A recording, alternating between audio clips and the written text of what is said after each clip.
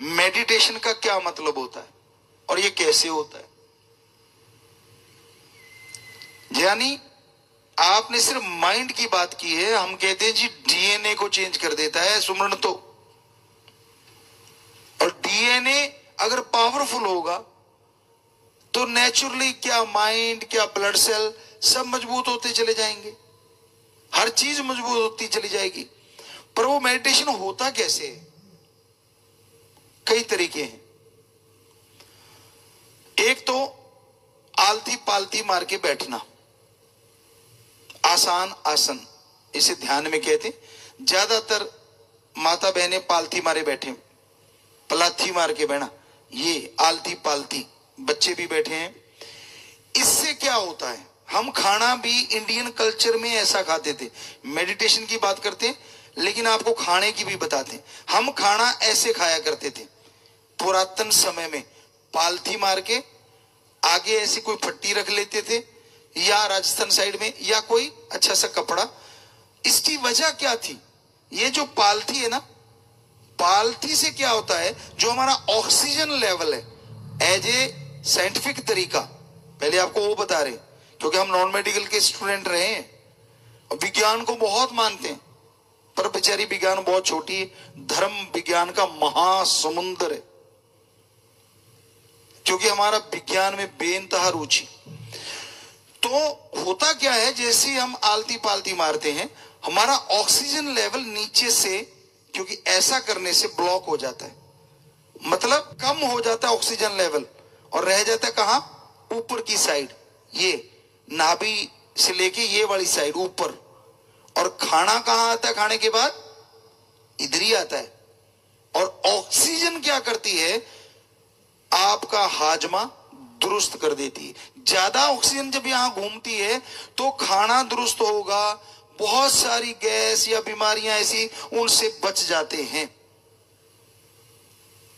अब आगे बात मेडिटेशन की, ये तो खाने का, कि हमारी विधि कोई भी पुरानी खराब नहीं थी, खराब तो कर दी विदेशी कल्चर ने।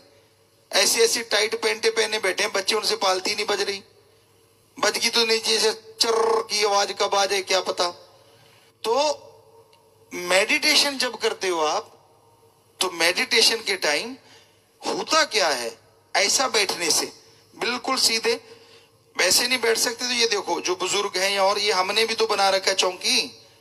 अरे कभी ऐसा भी टाइम होता होगा, शराब एक बोतल पे भी 500 से लेके 1000, 1500, 2000 तक लगा देते होंगे आप। क्या इतना सी चौकी सी नहीं बना सकते क्या?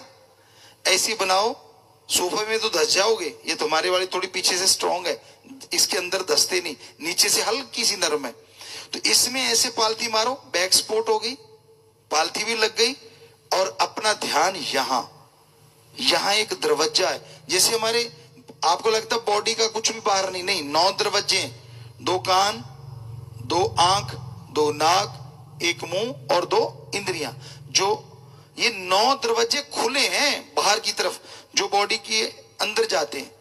तो ऐसे एक यहां 10वां है जो दिखता नहीं है, पर यहां ध्यान देके ऐसे पालथी मार के, अगर वो जो इन्होंने कहा माइंडफुल मेडिटेशन, या डीएनए को चेंज करना चाहते हैं आप, तो ऐसा बैठने के बाद कमरे में अगर अंधेरा हो तो नंबर 1, नहीं कोई बात नहीं, लाइट जलने दो, आपका आंखें बंद हैं, पेंट कर लो, और डिम लाइट 0 वाट कहा करते थे, अब तो पता नहीं वो आता है कि नहीं।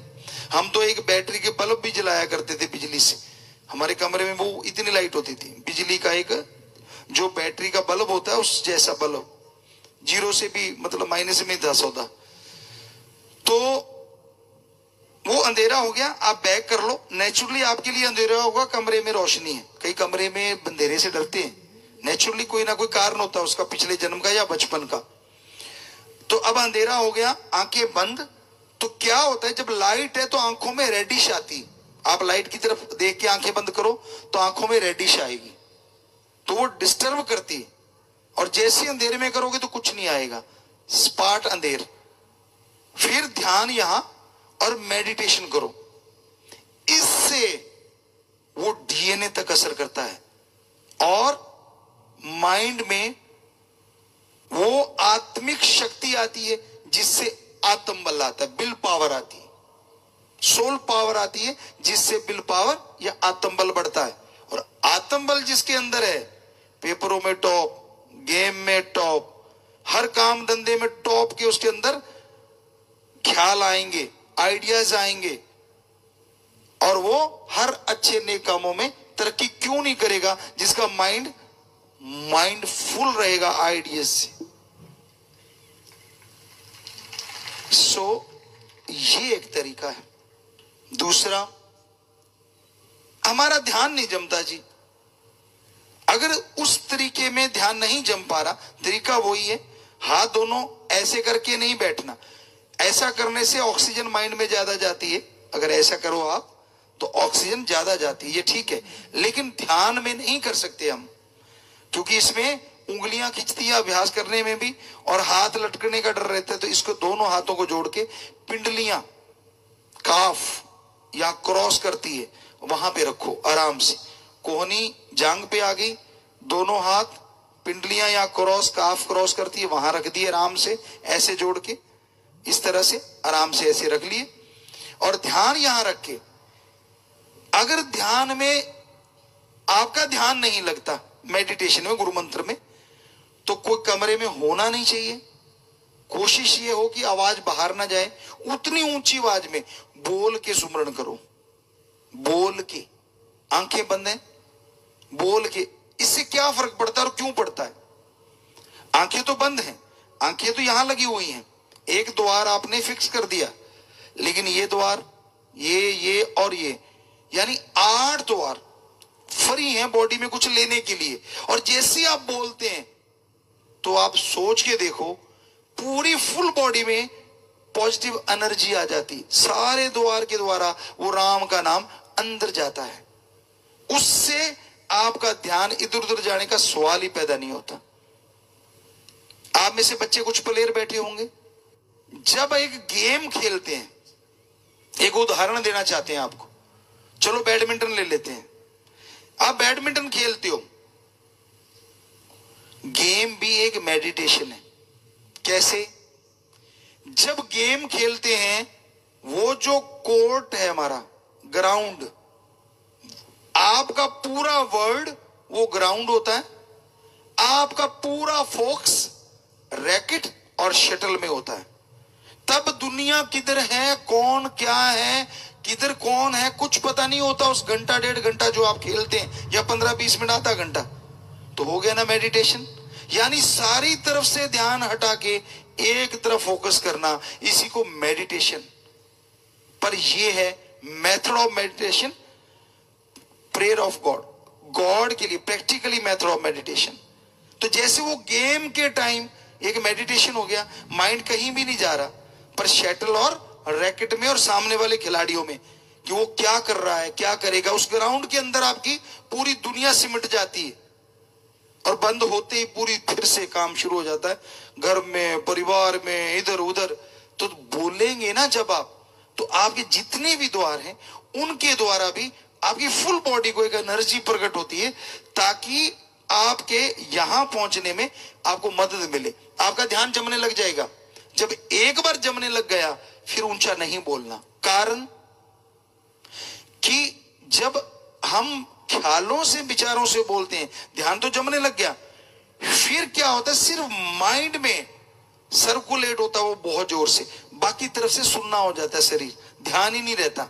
शरीर में ध्यान नहीं जाना चाहिए, इसलिए सिर्फ यही ध्यान। तो फिर वो ख्यालों से या जीभा से करेंगे तो यहां ध्यान जल्दी जमेगा, और उसको कहते हैं वो मेडिटेशन जो डीएनए या सोल पावर, आत्मिक शक्ति को जागृत करता है, जिससे आत्मबल, विल पावर आता है। कंटिन्यू करने से यहीं से आत्मा उड़ारी भरती है अंदर ही अंदर, और परमात्मा तक ले जाती है, अगर आप और प्रैक्टिस करेंगे तो। और परमात्मा से बड़ी कोई शक्ति नहीं है, वो एक है। ये एक धरती है, एक जगह जीवन है, पर हमने एहसास किया, हमारे महापुरुषों के पवित्र ग्रंथों में लिखा, सैकड़ों जगह जिंदगी है वो 100% सच है। उन्होंने कुछ भी झूठ नहीं लिखा। हमने एहसास किया, उसका अनुभव किया। आदमी के अंदर आत्मबल जब जागता है ना, विल पावर आती है, तो वो उसका फोकस इतना जबरदस्त हो जाता है, पढ़ने में, गेम में आप लगाओगे तो जल्दी से आपके अंदर कैच होंगी वो चीजें।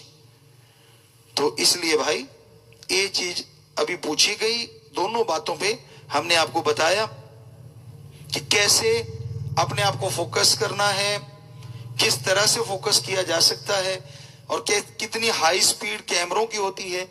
लेकिन आंखों की स्पीड देखिए आप, कैमरा चलाते हैं हम, कुदरत की अगर बात करें, कैमरा चलाते हैं, लेंस बदलने पड़ते हैं।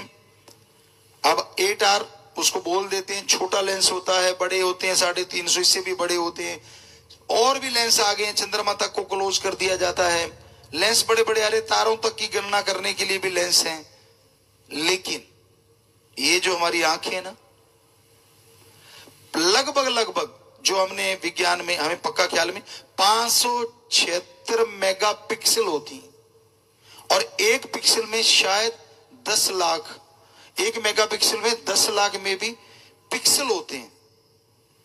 एक मेगापिक्सल में 10 लाख पिक्सल होते हैं, और हमारी 576 लगभग कि 576 के आसपास हमारी मेगापिक्सल आंखें होती हैं। पर एक हैरानीजनक, जैसे कोई साइंटिस्ट नहीं बना सकता। एक सेकंड में हम चांद देखते हैं, सेकंड की उसी हिस्से में, अभी सेकंड पूरा नहीं हुआ, हम अपने हथेली की लकीरें देख सकते हैं ऐसे करके। इतना फोकस एकदम इम्पॉसिबल। आज तक कोई कैमरा नहीं बना, कोई लेंस नहीं बना जो एकदम चंद्रमा को देखे और हाथ की छोटी लकीरें भी देख ले। आप देखो चेक करके, दूर निगाह मारो और फिर उंगली हाथ देखो, लकीरें दिखेंगी। जिसकी निगाह 6x6 है, चश्मे वाले भी देख सकते हैं, वो चश्मे से देख सकते हैं। क्यों गड़बड़ कर ली, खान पीने में चक्कर डाल लिया तो इसलिए गड़बड़ हो गई। पर ये 100% सच है। कोई कैमरा आज तक वर्ल्ड का ना तो बना और ना कभी बनेगा, क्योंकि इतिहास में कभी ऐसा हुआ ही नहीं। तो हमारी ये आंखें हैं ना गजब। इसलिए वो पिक्सल की हम आपको बात सुनाते, फ्रेम की, कि क्या गजब है हम। और वो कैसा होगा, उस हर फ्रेम की वो खबर रखता है ना कमाल की बात। एक है खरबों लोगों को सृष्टि अगर जोड़ दें तो पता नहीं, शंख पद्म नील, एक संख्या आज के बच्चों को तो पता ही नहीं होगा। हिंदी भाषा में ये सिखाया जाता था। कहने का मतलब वहां तक भी अगर आपके बन जाएंगे ना एक सेकंड में पिक्सल, वो तब भी खबर रखेगा। दूसरी बात, अगर इतनी सृष्टि है और वो फिर भी सबकी खबर रखता है एक होते हुए भी, तो वो कैसा है यार, देखने की इच्छा नहीं होती। क्या क्या सिस्टम है उसके पास। थोड़ा सा कैमरे में सिस्टम फिट कर दिया, बटन में कुछ लगा लिया, पेन में बना लिया, पता नहीं क्या क्या, और सोच तो पता नहीं क्या कर दिया। अरे जो मर्जी बना लो, आप एक आंख बना के दिखा दो जो इतनी जल्दी फोकस करती हो। बाकी शरीर की बात छोड़ो, आप एक ऐसा लेंस बना के दिखाओ। में है तो हम चैलेंज करते, दिखाओ कहां है। एक सेकंड के उसी हिस्से में चंद्रमा देखेगा और उसी हिस्से में ये लकीरें देख लेता है। मतलब क्या गजब का ऑटो फोकस है। इतनी देर तो आपका हाथ ही नहीं चलेगा, सेकंड तो हाथ ही लगा देगा लाने में, तो फिर भी वो सबकी खबर रखता है। तो उस तक जाया जा सकता है इस मेडिटेशन से। ये है उसकी कुंजी। पहले जब हम पढ़ा करते थे ना, कई बच्चे कुंजी लाते थे, हम लोग उसको अच्छा नहीं समझा करते थे, बुरा ना मनाना, आजकल कोई और नाम हो गया होगा। यानी एक किताब के क्वेश्चनों की कुंजी, उसे कुंजी बोलते थे हिंदी में, कि वो जितने क्वेश्चन है वो क्वेश्चन होते थे, उसके नीचे आंसर होते थे। बजाय किताब पढ़ने के वो पढ़ लो, इस चैप्टर के ये क्वेश्चन बनते हैं, इसके ये बनते हैं, उसको कुंजी कहते थे। तो जो वो लाता था तो बड़ा अजीब लगता था यार ये। और ट्यूशन वाले को तो बुरा ना मनाना, बच्चों पढ़ो आप ट्यूशन, हम तो ट्यूटर कह के थोड़ा सा मजाक उड़ाया करते थे कि यार ये तो कुछ बात नहीं बनी है, अपना माइंड तो यूज करता ही नहीं। और टीचर भी तब, आज भी अच्छे हैं, हम नहीं कहते कि बुरे, बहुत ही बढ़िया, इतनी इतनी मेरिट आना गजब है। पर हमारे टाइम की हम बात करते हैं कि बच्चों को ये होता था कि कोई भी सवाल अगर नहीं आता तो पूछ सकते हैं, कोई भी सवाल। ये नहीं कि इतना का लेक्चर तैयार करके आए हैं।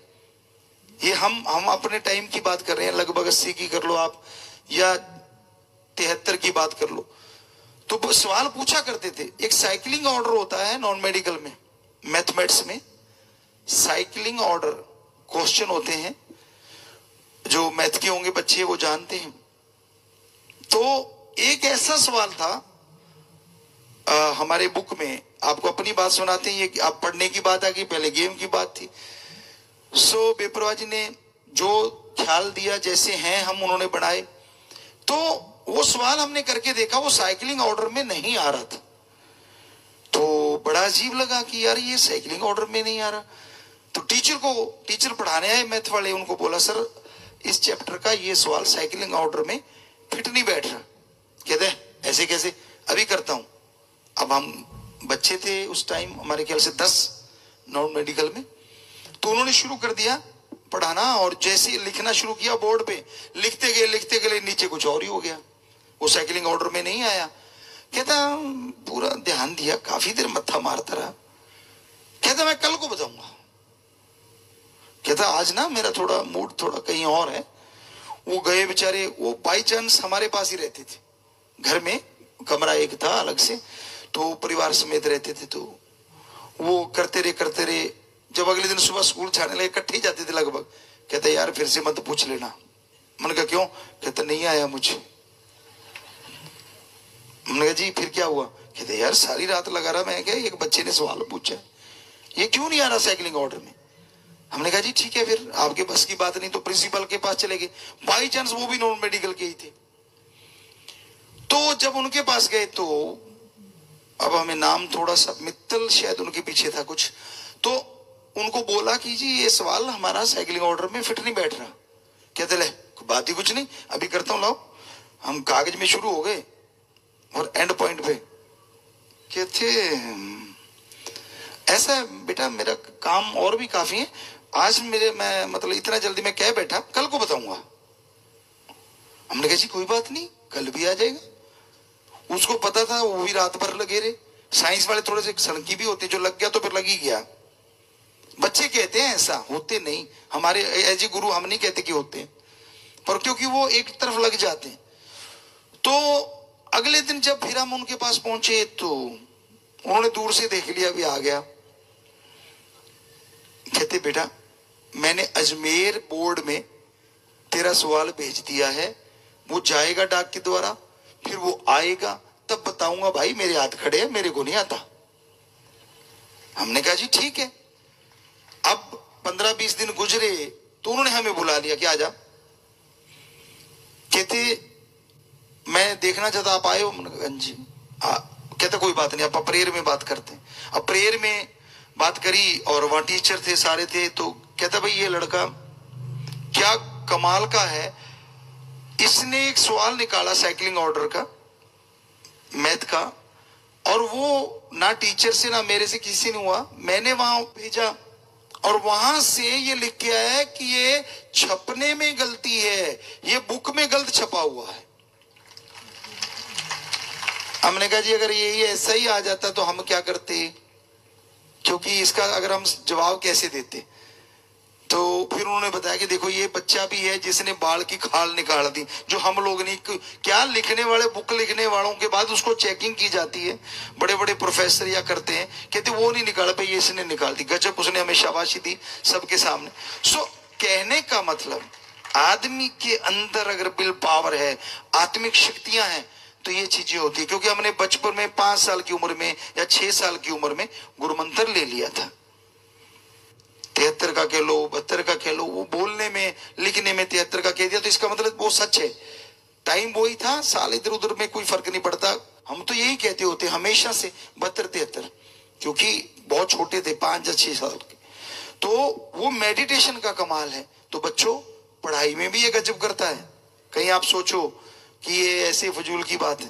तो इस तरह से ये आज मेडिटेशन की बात आपको बताई। बाकी मर्जी आपकी, मानो ना मानो, हमारी तरफ से कोई शराफ नहीं।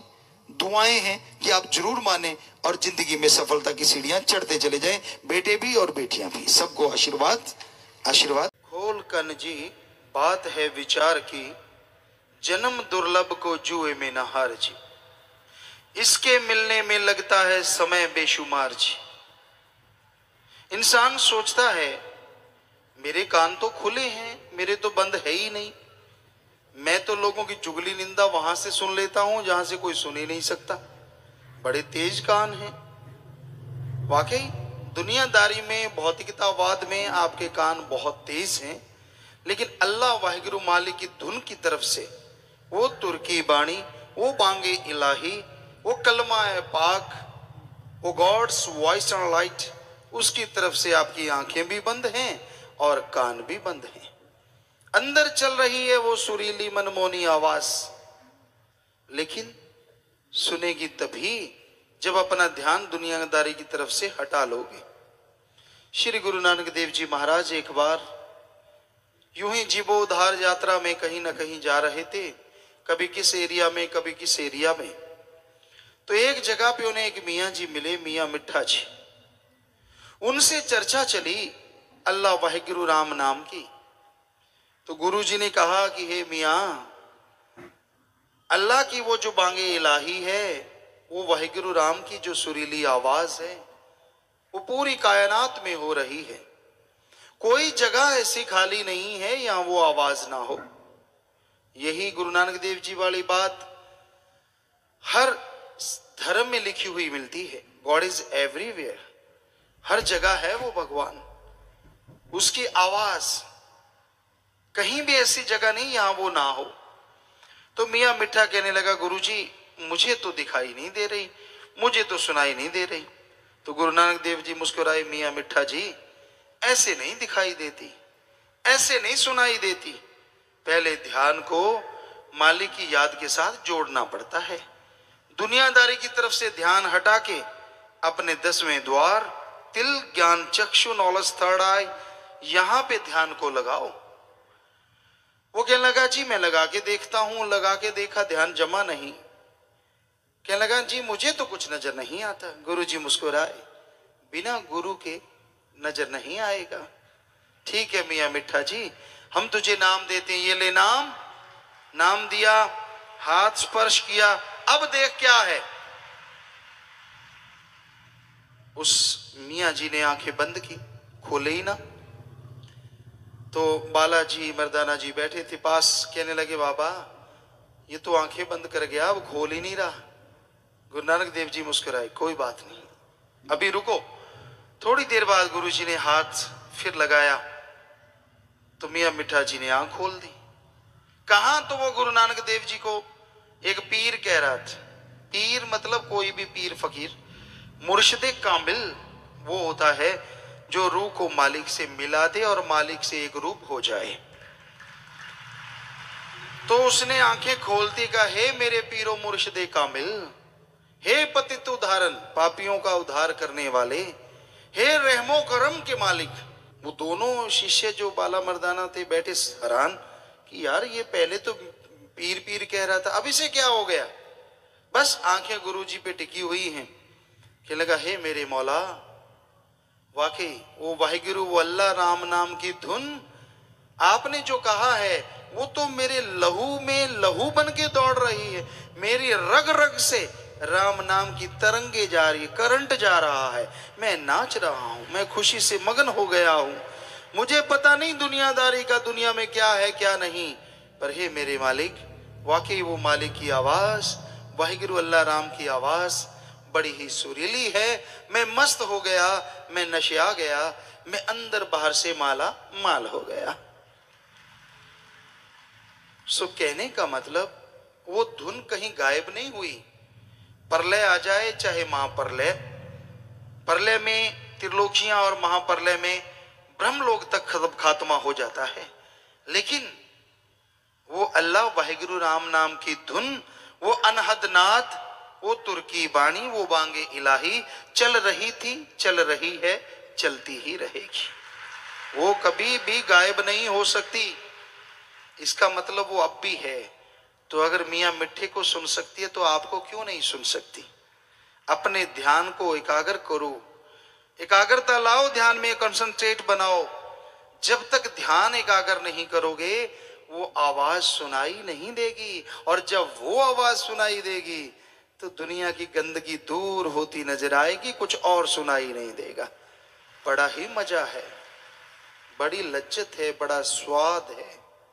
सीधी सादी भाषा में हम आपको बताया करते हैं, दुनिया में कई तरह के लोग हैं, अलग अलग तरह के, और अलग अलग चीज उन्हें पसंद है। किसी को तो जीभा का स्वाद मीठा पसंद है, नमकीन पसंद है, किसी को कड़वा भी पसंद है, और किसी को इंद्रियों के भोग विलास। दो तरह के स्वाद है, जीभा का स्वाद, इंद्रियों के भोग विलास। किसी को इंद्रियों का भोग विलास पसंद है, कोई रिश्ता नाता नहीं, सब खत्म इस दुनिया में इस वजह से। और हम आपको गारंटी देते हैं कि ये जीभा का स्वाद क्षणिक है। जब तक रसगुल्ला, लड्डू, जलेबी मुंह में है तो मीठा है, और अंदर गया तो थोड़ी देर के बाद बकबका बकबका। इंद्रियों के भोग विलास में जब तक डूबे हो स्वाद है, और जब वो भोग विलास हो चुका तो थक के चूर हो जाओगे, कोई स्वाद नहीं रहेगा, बल्कि पहले वाला नूर भी गायब हो जाता है। पर हम आपको गारंटी देते हैं, अल्लाह वाहिगुरु राम नाम में ऐसा स्वाद है जो आपको जो भी दुनिया में चीज स्वाद है उससे अरबों गुना बढ़ के और परमानेंटली है, हमेशा बना रहता है।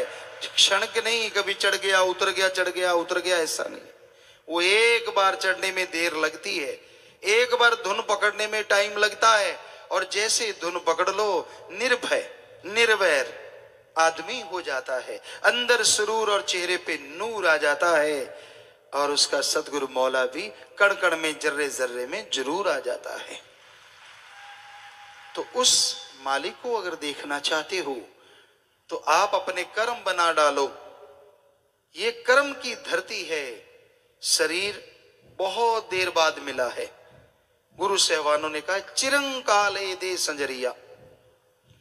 बाकी और धर्मों में हमने पढ़ा बेअंत काल गुजरने के बाद आदमियत की दौलत मिलती है। जुग बीत गए, इंसान को प्रभु से बिछड़े, आत्मा को प्रभु से बिछड़े, आखिर में आके कहीं ये मनुष्य शरीर मिला है। यानी टाइम का कोई पता नहीं, क्योंकि एक बैक्टीरिया वायरस साइंटिस्टों ने निकाले, बर्फ में जमे हुए, उनको पिघलाया गया तो उनकी उम्र उन्होंने बताई 30,000 साल।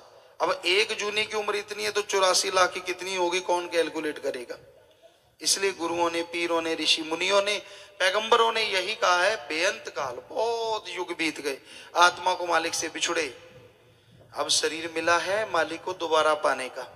तो इसमें जुए में ना हारो, काम वासना, क्रोध, लोभ, मोह, अहंकार, मन, माया, इसमें पढ़ के सारा टाइम ना बर्बाद करो। कामी कीड़ा इंसान बन जाता है, उसको फिर कुछ और नजर नहीं आता, माँ बहन बेटी कुछ भी नहीं, सब गंदगी सब गंदगी सब गंदगी। क्रोध, जब गुस्सा आ जाता है तो चंडाल बन जाता है। चंडाल बेरहम, जो पशुओं का सिर काटे, आदमी का सिर काटे, बेरहम हो जाता है। और गुस्से में फिर माँ आ जाए, बहन आ जाए, बेटा आ जाए, बेटी आ जाए, सबको गाली गलोच दे, तेरे की ले, तेरे की, चेहरा राक्षस की तरह। क्रोध में जितना टाइम बोला वो बर्बाद, बाद में पछताया वो बर्बाद। फिर है लोभ लालच, लोभ है सर्व पाप का बाप। लोभ लालच के लिए आदमी बिक जाते हैं। आज दुनिया में क्या चीज नहीं है जो पैसे से खरीदी ना जा सके, सिवाय मालिक की भक्ति के, उसके प्यार के, वो नहीं खरीदा जा सकता। बाकी दुनिया में माँ बाप बनवा लो, 2 पैसा तैयार बैठे, जितने मर्जी बना लो, जो चीज मर्जी। लोग अपनी इज्जत 10-10 रुपयों में बेच देते हैं इस कलयुग में, बाकी चीजें तो छोड़ो। तो सब कुछ बिकाऊ है। आदमी आदमी को मारने को तैयार हो जाता है चंद रुपयों के लिए। अरे रुपए तो दोबारा भी आ जाएंगे। अगर तू 1 लाख के लिए आदमी को मारता है, तुझे 10 करोड़ देंगे, उसे जिंदा करके दिखा। कर सकता है जिंदा? अगर नहीं कर सकता तो फिर मारने का हक तुझे किसने दिया? अरे बर्बाद हो जाएगा, पीढ़ियां गड़ जाएंगी, कुलें डूब जाएंगी। इसलिए ऐसा कर्म ना करो। सो ये लोभ लालच में पड़ के तो आदमी करता है। बेटे ने बाप को मार दिया, बाप ने बेटे को मार दिया, बेटी ने बाप को मार दिया, परिवार को मार दिया। खबरें आती रहती हैं, लोग सुनाते रहते हैं, ऐसी चर्चा होती रहती है जरा जरा सी बात पे। और फिर है अहंकार। अहंकार भी कोई कम नहीं। किसी को ऊंचे धर्म का, मैं बड़े धर्म में हूं। बड़े धर्म में तू ताज लेके पैदा हुआ है, जो छोटा के पूंछ लेके पैदा हुआ हो, सब एक ही माँ के गर्भ से आए। क्या छोटा बड़ा लगा रखी है? कोई छोटा बड़ा नहीं है। जैसा कोई अच्छे कर्म करेगा वो अच्छा है, बुरे कर्म करेगा वो बुरा है। कोई धर्म जात मजहब में ये चक्कर नहीं होता। पर अहंकार, किसी को राज पहुंच का, मेरी पहुंच ऊपर तक है। किसी को अपने बच्चों का अहंकार, 10-20 हो गए, कहता मैं, मेरे सामने कोई बोल के दिखाए, अरे रावण के 2.25 लाख थे, तेरे 10-20 ही हैं, ऐसे मुझे ऐंठता फिरता है। और इस तरह अहंकार को मारे। किसी को सूक्ष्म अहंकार होता है दिमाग का, कि मेरे जितना चतर चलाक दुनिया में पैदा ही नहीं हुआ, परमात्मा ने सारी अकल तो मुझे दे दी, बाकी सारे कोरे हैं, किसी के पास कुछ नहीं। अंदर का सूक्ष्म अहंकार, वो पता नहीं चलता, पर अंदर अहंकार होता है कि मैं ही जानकार हूं, मैं समझदार, बाकी सारे पागल। तो ये अहंकार के बहुत सारे रूप हैं। किसी को पैसे का, जमीन जायदाद का अहंकार ना करो, अहंकार को मार हमेशा पड़ती आई। और फिर है मोह ममता, ये भी बड़ी बुरी बला है। बच्चों के लिए कमाना, बच्चों को खिलाना, उनके लिए पैसा बनाना, मेहनत की कमाई, कड़ा परिश्रम, हक हलाल, दसानुआ दी किरत, कोई गलत नहीं, ये कर्तव्य है, ये फर्ज पूरा करना है। लेकिन किसी की जेब काट के खाना, ठगी, बेईमानी, भ्रष्टाचार, रिश्वतखोरी, ये सारे महापाप हैं, महापाप।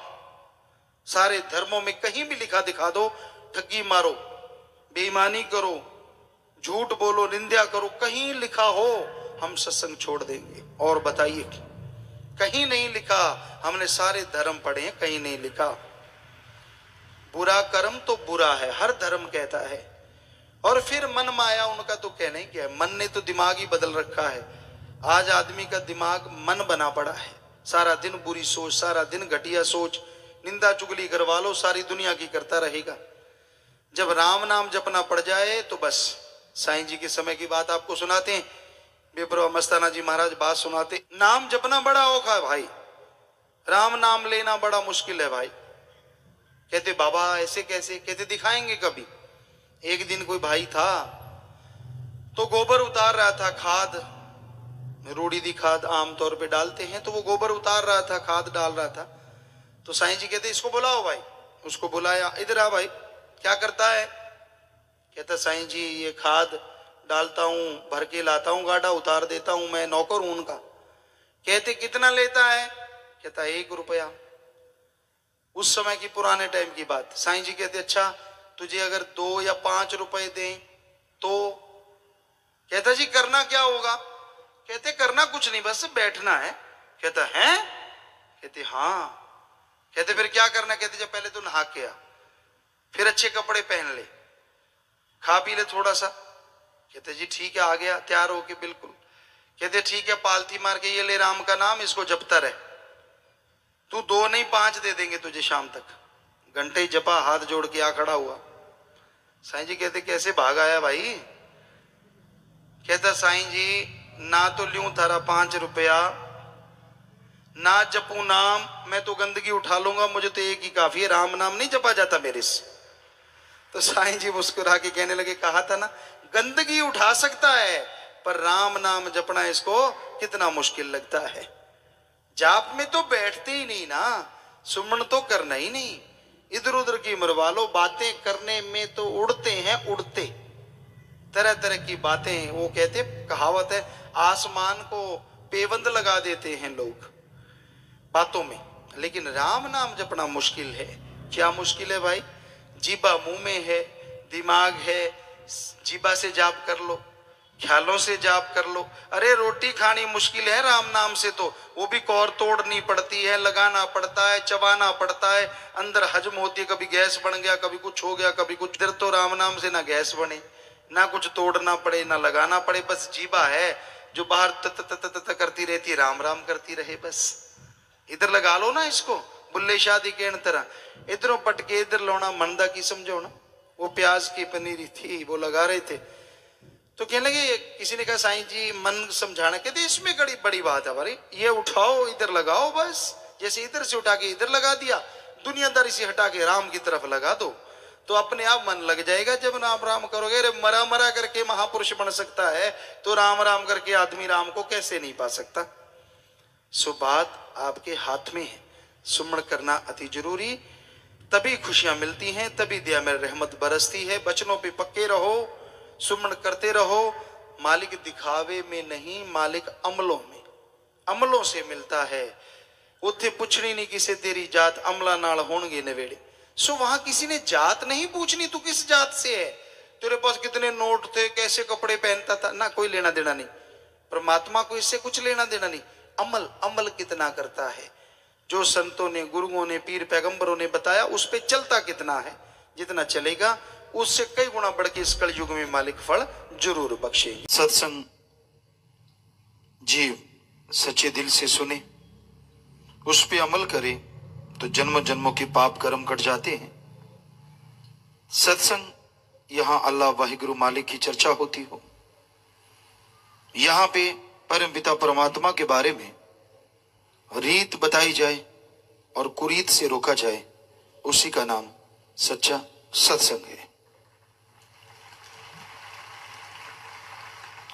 सत्संग में मालिक की चर्चा सुनाने के बाद यह नहीं होता कि किसी से कोई पैसा लिया जाता है, कोई चढ़ावा लिया जाता है, क्योंकि सत्य भगवान अल्लाह वाहिगुरु गॉड और संग, सोहबत, साथ, यानी उस परम पिता परमात्मा का, उस मालिक का संग, उसकी चर्चा। और अगर बदले में पैसा ले लिया तो वो तो फिर सौदेबाजी हो गई, सत्संग ना हुआ। तो सत्संग इंसान सच्चे दिल से सुने, सुन के अमल कर ले, जन्मों जन्मों की मैल उतर जाती है और अल्लाह वाहिगुरु मालिक की दया में रहमत के काबिल इंसान बनता चला जाता है। तो अगर आप सत्संग में समय निकालते हैं तो ध्यान से सुना करें, और सुनते हैं तो अमल किया करें, क्योंकि जब तक इंसान सुन के अमल नहीं करता वो उन तमाम खुशियों का हकदार नहीं बन सकता जो सत्संग के कारणों से मिल सकती हैं। सत्संग में वो ज्ञान मिलता है जो इंसान ने कभी सोचा नहीं होता। आप फुर्सत में बैठे, समय निकाल लें, 5 मिनट 10 मिनट मालिक को याद करें और फिर सोचें आप में कौन सी कमियां हैं, कौन सी अच्छाइयां हैं, कौन से गुण हैं और कौन से अवगुण हैं। सत्संग में आओगे तो पता चलेगा गुण अवगुण का, तभी आप विचार कर पाएंगे। और जब आप विचारेंगे देखेंगे कि अवगुण ज्यादा है या गुण है तो इतराओ ना, अवगुण है तो अपनाओ ना। जितने भी अवगुण आपको लगे कि आपके अंदर हैं उन्हें निकाल डालो। हम कई बार बात सुनाया करते हैं, इंसान जो अपने अंदर देखता है वो चला जाता है, और जो दूसरों के अंदर देखता है वो खुद के अंदर आ जाया करता है। इसलिए अपने अंदर देखो अवगुण, जाके चले जाएं, वो जो देखोगे वो चला जाएगा। अगर गुण देखोगे तो खुद के गुण चले जाएंगे। इसलिए अपने अंदर देखो अवगुण कि भाई ये कमियां हैं, ये बुरी आदत है, ये मेरे में गलत विचार हैं या गलत सोच है, तो वो चले जाएंगे धीरे धीरे। दूसरों में देखो गुण, क्योंकि दूसरों के गुण देखोगे तो वो आपके अंदर आने, जो दूसरों में देखोगे तो नेचुरली आप गुणवान बनते चले जाओगे। एक भक्त एक साधु कैसा होना चाहिए? भक्त साधु ऐसा चाहिए जैसे सूप सुभाए, सार सार को चुन ले, थूथा दे उड़ाए। छाछ होती है घरों में,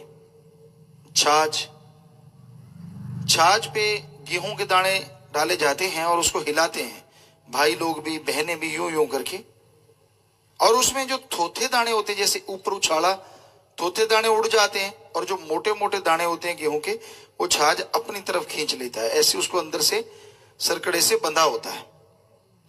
तो एक भक्त को, एक मालिक के प्यारे को ऐसा होना चाहिए कि जैसे छाछ है अपने अवगुण उड़ा दे और गुणों को ग्रहण करता जाए, तो मालिक की कृपा दृष्टि से माला माल होता रहेगा।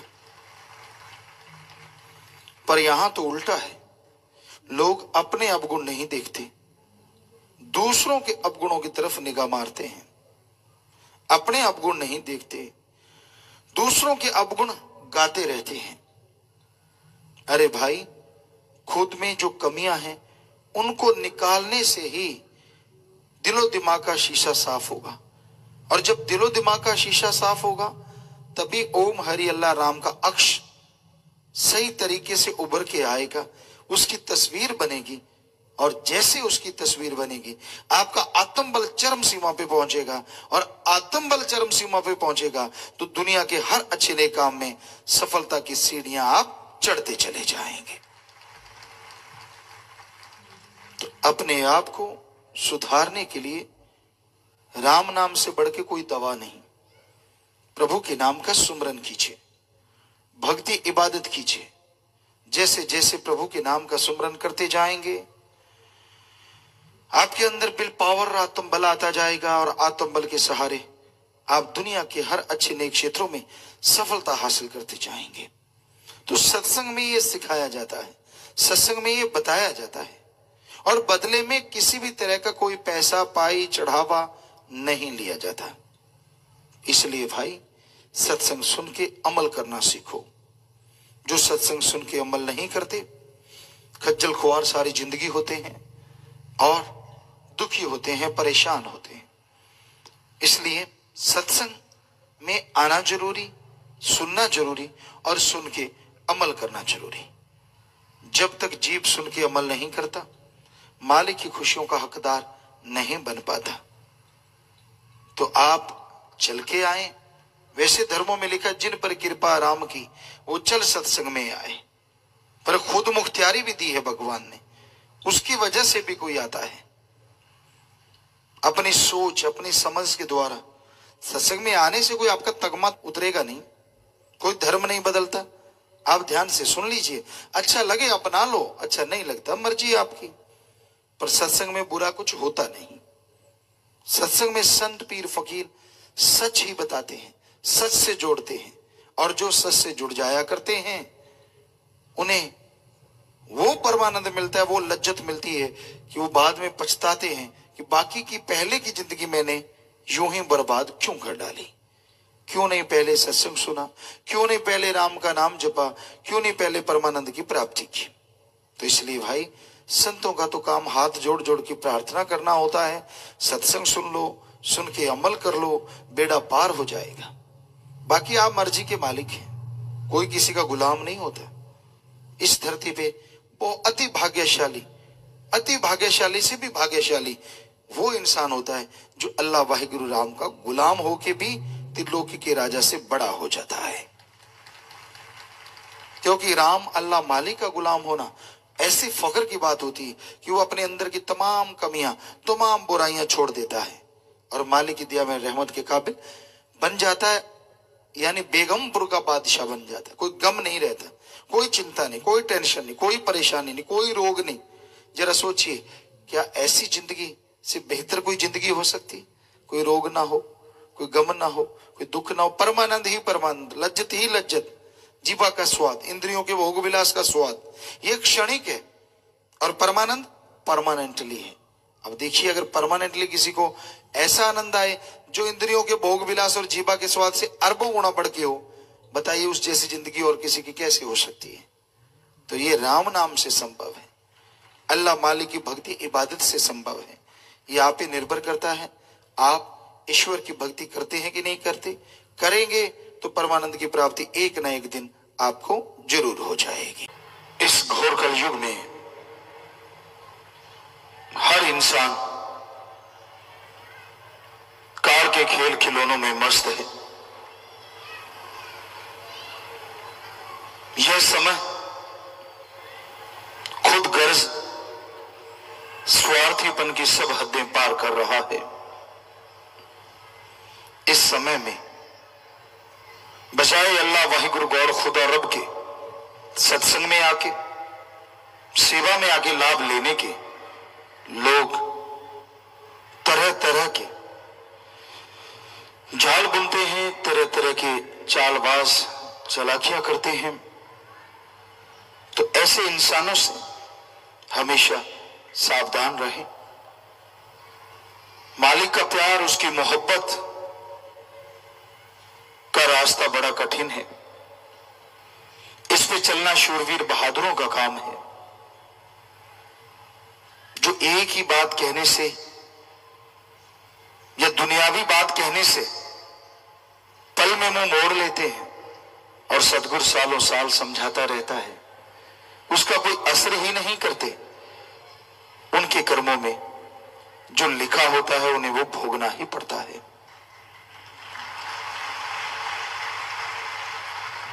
बचपन में जब हम पढ़ा करते थे राजस्थान में,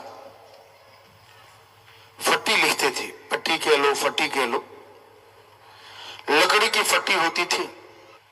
स्कूल से आने के बाद उसको अच्छी तरह से धो के बिल्कुल साफ किया जाता, फिर उस पे दोमट माटी, गाचनी माटी या कोई भी माटी कहिए, उसका लेप किया जाता और वो बिल्कुल सफेद हो जाती। कोई शाम को कोई सुबह उस पे होमवर्क करता, कलम दवात लेके खूबसूरत अक्षर डालते, टीचर मास्टर को दिखाते। बहुत समय लगता लिखने में कि खूबसूरत हो, अच्छे हो, तो पूरे लगन से, भावना से उस पे लिखते। और जब टीचर मास्टर ने चेक कर लिया, उसके बाद फौरन उसको साफ कर दिया जाता।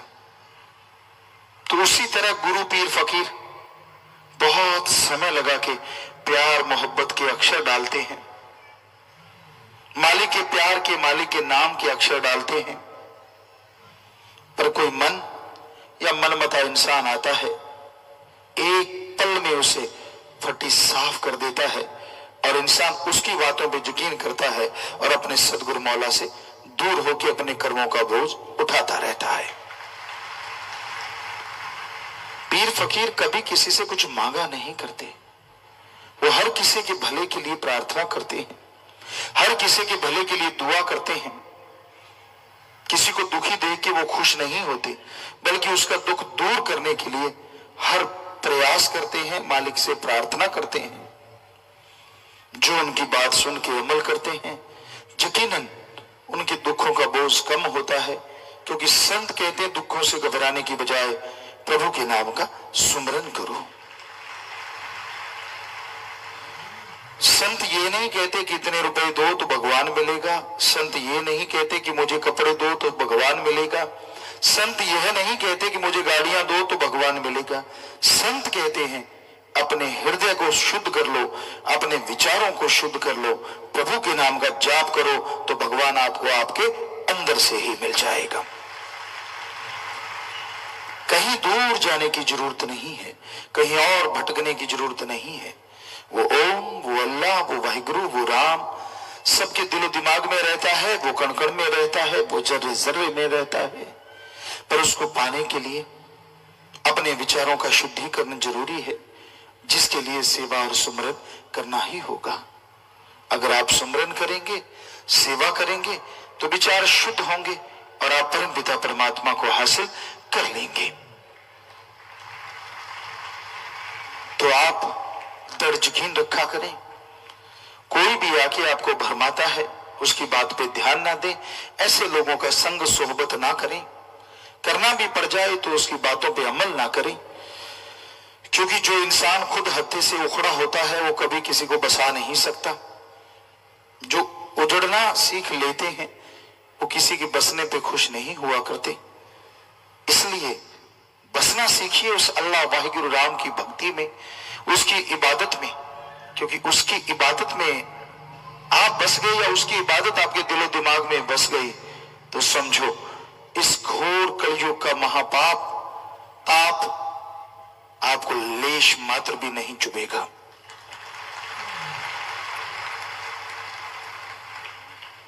जब आप मनमता संग ज्यादा करते हैं और सोहबत पीर फकीर की छोड़ देते हैं तो मन हावी होने लगता है, तरह तरह के विचार देता है।